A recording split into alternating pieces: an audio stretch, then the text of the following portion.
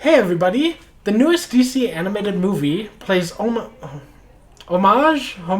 something along those lines, to its origins and source material in such a unique way and brings in such a great variety of options and choices that bring you into different endings. And as you can see behind us, the newest movie is Death in the Family, and we have the nice murder scene set up with a Robin in front of the Joker, dead, hypothetically. No blood or anything, but keeping it slightly PG.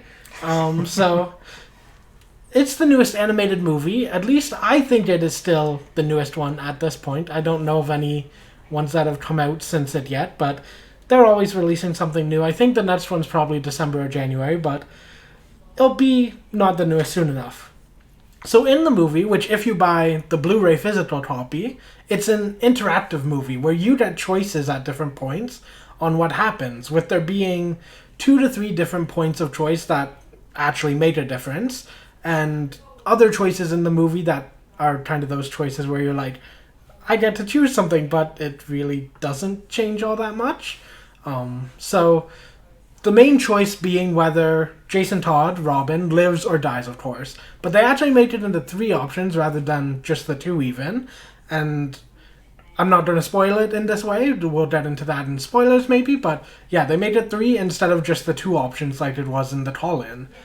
So with that, welcome to our review in this interval with I today for DC's Death in the Family animated movie. And as you can see beside me today, I have a guest joining me for today's review, my friend Rory again. Oh, what up, all? So Rory is also a huge fan of comics, even more so than I am. He is a comic aficionado and definitely has a higher knowledge and fandom level than I do in terms of comics, but we both like DC animated movies and have went through almost all of them together, I think. Yeah, probably. Usually once a new one comes out, we watch it together, and I know you own all of them. Well, not all of them, I guess, anymore. You've fallen behind a bit now. Oh, I'm way behind on owning. Right? I've seen them all, but owning, last one I've owned was, what was that even called? Batman Blood Brothers, was that? I don't remember if that was it. No, what was it? Bloodlines. Bloodline, yeah. I think so. Something along those lines, where it's like the whole, it adds the Batwing, was it? Yes. Yeah, Batwing. Who actually isn't he just for the movies even? Like, I don't even remember him as a comic book. I believe he was introduced first in that movie, and then he has been introduced in comics as well. Okay. I could be wrong on that. Cool. Well, also remember, if you like today's review, to hit the thumbs up button, and if you haven't subscribed yet and want to be notified of when new videos are released, hit the bell or subscribe button and turn the notifications to all. Also, if you have, or once you have watched Death in the Family, or even once you hear from us about the endings, let us know in the comments which your favorite ending is and why. We'll be moving into that part in the spoiler territory, though, so for now we will go through without any spoilers as best we can, and Death in the Family, as I say, is an interactive movie where you choose what happens to the characters, in part at least. Some of your choices, as I said, really don't have any effect on what happens, and as you know in Choose Your Own Adventure comics or books even, some of your choices really don't actually do anything. It's kind of like written in where it's like, yeah, that did this, but you still end up at the same point anyways because it didn't really happen or change that much. But there are some choices in the movie that do make a huge difference, and you get to see so many different endings and spans from that as well that are really cool to see in this. So we watched every single option and outcome throughout the movie, and it made it into like a feature film rather than the shorts, which was nice. And Rory, what was your favorite part about having the interactive aspect of the movie without any spoilers as best you can? I definitely think it was the ability to know, like, well, man, what would have happened if, if Batman got there on time, if he didn't get there on time, if, and just being able to see these different situations play out. And I love how none of them seemed to be obvious. It wasn't like, oh, obviously that's what would happen. It was like everything was pretty well spaced, and just knowing what would happen and what would go down, it was still a surprise to you. Yeah, that's true. It definitely still surprised you with those endings, even like being like oh, this could have been what happened, we thought in advance and stuff, but then it, like, definitely did add some surprises and stuff. Oh, yeah. Which was really cool. For me, it was actually that it did pay homage to the original comic with the phone-in vote on Jason Todd dying or not. And if you've ever read or know of the actual Death in the Family comic, that's what they did. They had this decision on whether they were going to have Jason Todd die or not, and decided to open it up to the fans to call in and vote, and some fans figured out how to have multiple calls or something, but I don't know too much into that part of it or anything, but... I remember we were pretty stoked. Even just hearing about the movie coming out with that aspect, you and I were like, oh, that's so dope. It's so awesome. The Red Hood, which had part of the story and followed the revival and return of Jason Todd as the Red Hood.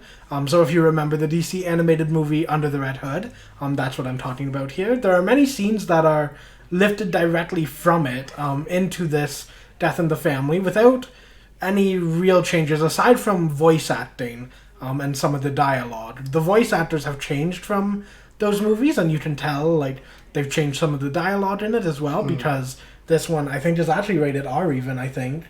And that one was only like PG-13. Yeah, the rating is different on that. Yeah, so they could do more with that and change it up how they wanted.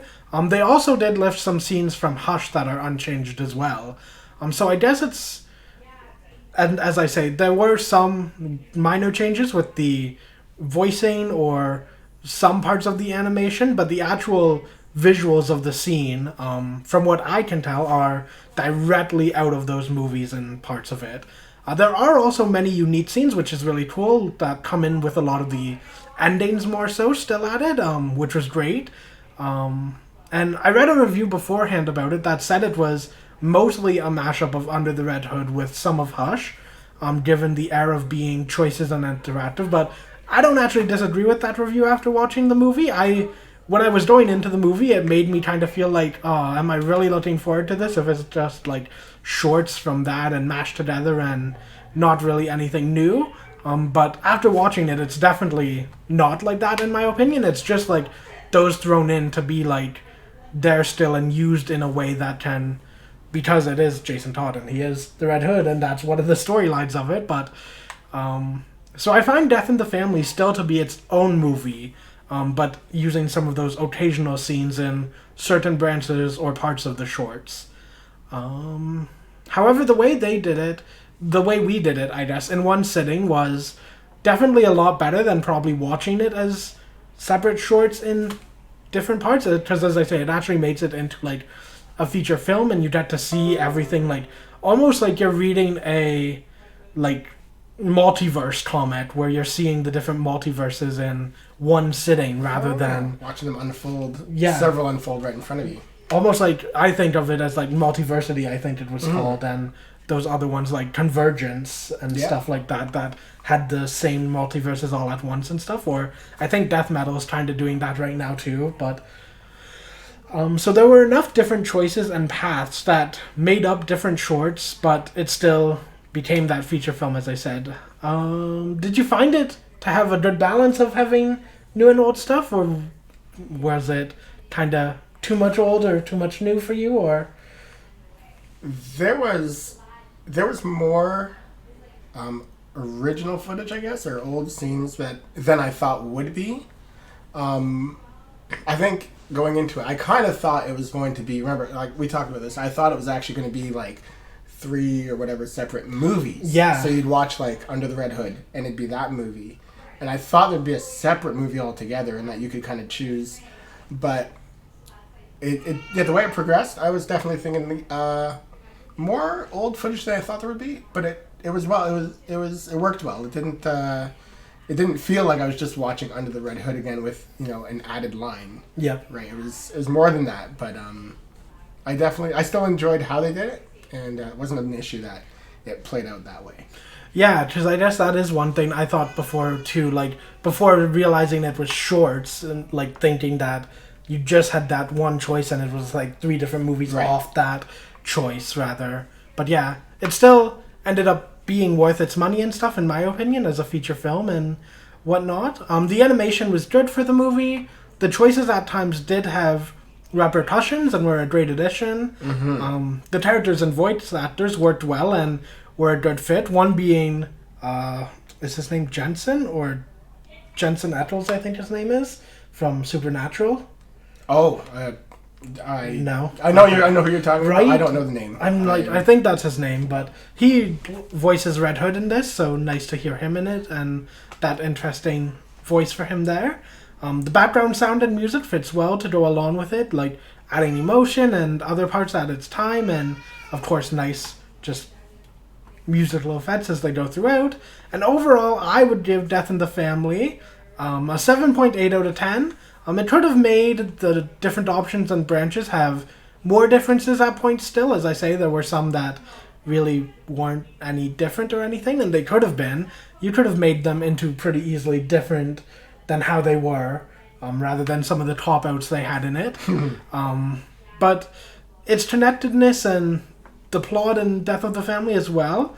There's the opening plot that definitely wasn't what I expected for Death in the Family.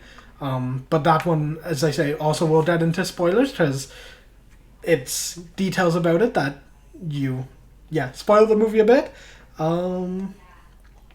Because, it definitely tells a different story of Jason Todd and gives it a bit of a different setting altogether. Because if you know the stories in the comics, and it held more meaning and reason than it does in the movie. So what would you rate the movie overall, Rory? I would probably rate it about, I don't know the point system, but 7 or 8 out of 10. I really enjoyed it. It was really good. And there were some really solid options at the end that I thought, that's so great. There were a couple that was like, right? Yeah, but there were some good ones that threw me like, oh yeah, that was so good. So yeah. And especially I think Under the Red Hood, for all the DC animated features, Under the Red Hood was one of my absolute favorites. It was a good one. The fact that they just added to that was just like, oh. Yeah. So some of you may never have heard this part before, as I usually leave it till after the spoilers, but how I'm doing it this time, it contains no spoilers, so I can put it here. I really like that this was an interactive movie, and it brings us into the Christian perspective, in my opinion, as well, because we have choices every day, every minute, every second of our lives in showing God's love to others and honoring God or not. Every action we take, every person we meet or interact with, everything we do, we have the choice in allowing it to be a reflection of God and His love for us and for others, or the choice to do what we really just kind of feel like and want to, what the world has told us or showed us is the best option or the way we should respond to people, whether it's because that's how our parents did it, whether that's because, that's how we saw the person driving in front of us respond to it, or any situation or what we might do in that. One in my mind that I'm thinking of right now is like how you respond to someone cutting you off in traffic and stuff, even. Whether you honk at them, rev up to catch up to them, try to pass them quick and give them the finger, or you can choose to pray that they drive safely and make it to their destination, and just kind of give them the space they need and stuff after, and those options of how we respond to others. Throughout the choices in the movie, some of them don't make a difference, as we've talked about, and there are choices in life that may seem like they don't make a difference or make a big difference in any way, but then once we see the end of these choices, they have made a bigger difference, and we may not always see the results of these choices, but we are still responsible for those choices and are called to reflect God in the choices we make and the way we love others. There are choices as well that make an instant and huge difference as well, and sometimes we see these as well. If we make the choice to love someone like God does, forgiving them or responding to them in love rather than retaliating with mean words or something, we can sometimes see the way this changes the situation instantly, and the way it can almost like diffuse the situation is a word I often hear, and how it can affect someone's entire attitude or day. But if we respond with mean words and retaliate, we can see the way their attitude continues hyping up as well, and we continue hyping up off that, and then just it escalates, and it can just keep going and going until a breaking point. God calls us to respond in love and reflect Him to others in all of our choices. So hopefully you can continue to share his love and reflect God to others every day and to all people. What are some ways you feel that help you to reflect God's love and rather than retaliate to people in your daily choices, Rory? I think two things for me that stick out. Number one, just knowing you got to be in the Bible. You got to know how Jesus lived and how he responded to people and to various situations. And then when you know that, you choose to try to emulate that and do that in your own life. The second thing is, I remember I worked at a retail store, and there was a customer who frequented there upset all the time. And to the point that they would come into the store and I would see them and just go to myself, obviously not audibly in any way, but I look at them and say, oh, they're here. And I remember thinking to myself, no, I need to put on a better attitude and to see them and view them the way Christ does and kind of view them through Christ and look at them the way he does and with his love. And I was able to do that and just look at them and say, greet them and say, good morning, how are you doing? And I don't remember what they said. And obviously it was not super happy because it was morning and they weren't a morning person. But regardless of how they responded or what they said, I just kept a smile on my face and continued to speak to them respectfully. And so it's not always easy, but when you kind of think of it in that way, you realize that there's a bigger purpose and a bigger thing of what you're doing in that moment. It kind of helps you to your perspective of the person or the situation. Yeah, that's awesome. Thanks, Rory.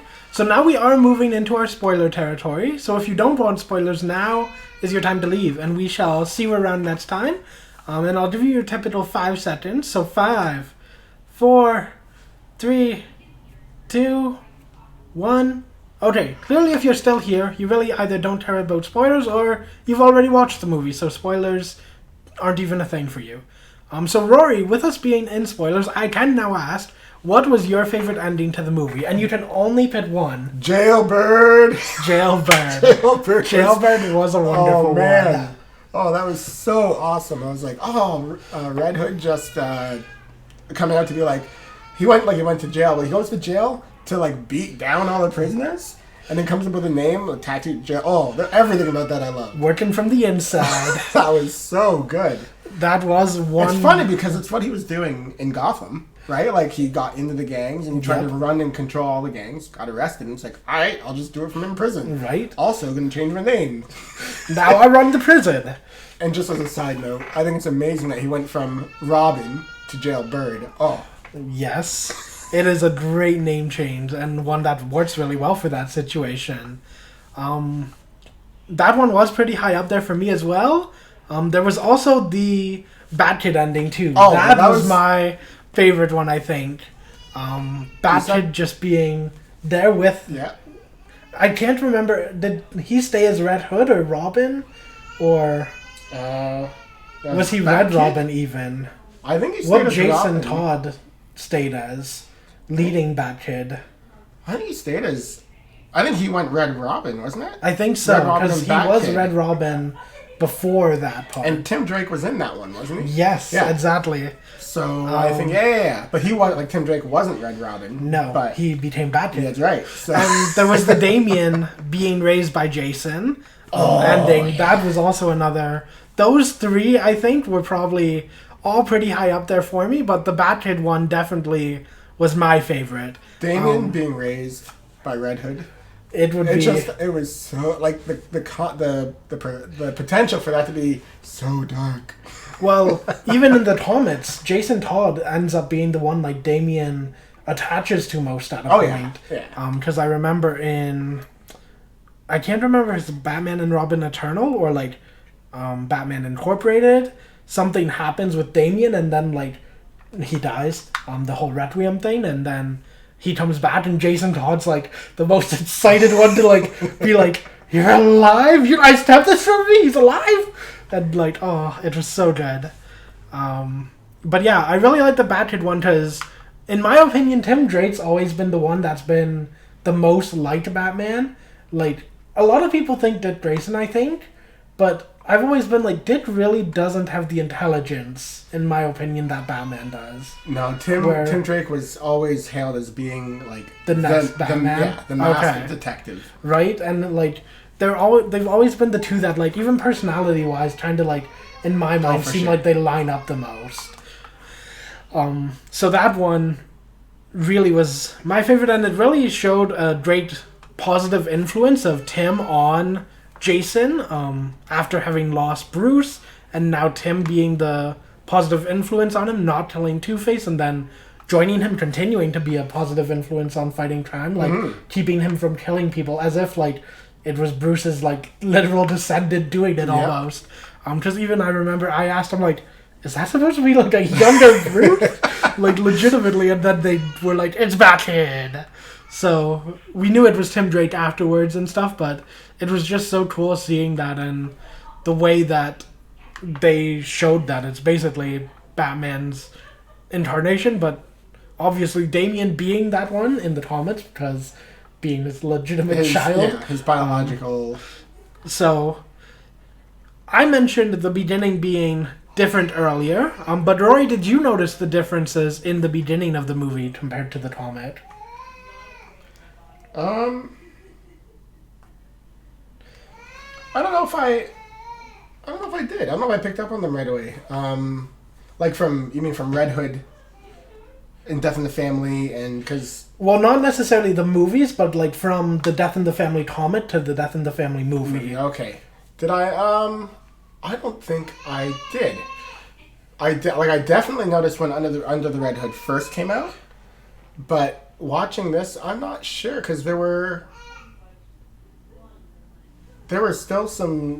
some new dialogue, and there was some newer things like that. But I don't think I noticed too much difference. But I mean, it was a long time ago that I read Death in the Family. Right, it's been more recent for me. Like I've read it within the past year or so. I think year or two. Because I got it and read it, so I was like, so it's like fresh in my mind as well. Like, so the actual comic for Death in the Family focuses on Jason Todd looking for his mother and wanting to, like, that's why he gets like kicked out for a bit and like goes on his own to Lebanon or wherever it was to find his mom. But this time he's like chasing Ra's al Ghul for some reason, and Batman's like, no, you can't be chasing Ra's for this, and then that's right. He's like, nah, I'm still going to go after Ra's, and we met up because we were chasing Ra's and the Joker, and they met up. I think that's why I didn't notice the difference, because Under the Red Hood didn't give you anything at all. It was just didn't do the Jason beginning. Todd's like, I'm going after the Joker. Yep. And we have no idea. So when I saw backstory, I think I was like, oh yeah. There it is. But no, it's significantly different. Like especially like for like the reason Jason being there and like getting beaten, like because he goes in to save his mom and like everything, and now it doesn't. It like for me after reading that and like seeing this, I'm like, there's no reason. Like why did like what is Jason like? It just holds so much more like that whole Jason being like, no, my mom's there. Like I could meet my mom, right? And like going against Batman for that rather than like going against Batman because he wants to chase Ra's, like as opposed out to of everything. Like I'll leave you here to fight crime on your own. Batman was basically saying, like, I feel like Jason would accept that almost. He might, but I think it's just people probably chalk it up to like, oh, Jason, he's so aggressive, so he heard there's a bad guy over there, and Jason would just go. That's, I guess it could be. Yeah, so and then so we talked about some of the parts where it wasn't a bit different, and it skipped a few years ahead after the Jason Todd death choice, almost with every option, and ends up with him coming either back as like Red Hood or Red Robin or another iteration of that in a few years after healing up, and there are choices in the movie that come after that brought you to the same ending or had the same things happen but were not in it because Jason blacked out and forgot. Oh, right. Yeah. Right? Literally led you to the exact same moment. Like, I did exactly the same thing, except I forgot I did the murders of these people because we made the choice of him not killing Joker and like forgiving Joker, but so he's trying to avoid killing people, but he still killed the people and like still did. Yeah, Well, not subconsciously to he did. us. He actually did, and Yeah. subconsciously he thought I didn't. Right? And it's like leading us on being like, oh, he's not killing anybody. Like, you made this choice, but then it's like, no, your choice really did nothing. Ooh, poor Black Mask. Right? Poor Black Mask. He had he survived once. He did manage to survive once, but did. that decapitation. That was a new one and it was brutal. I have to admit. The pain of glass cutting him in half. That was also Yeah, he got a short end of the He stick really of it. did. He did. So these were some of the like those blacked out being like, just another cop out kind of thing to not have to write as much. But it only happened 2 or 3 times out of like, I think there was like 8 to 12 endings by the time we got through them all.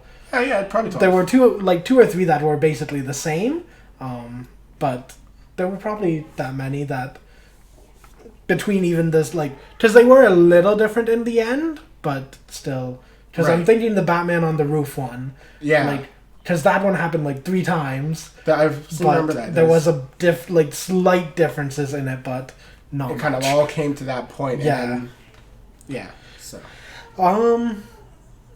So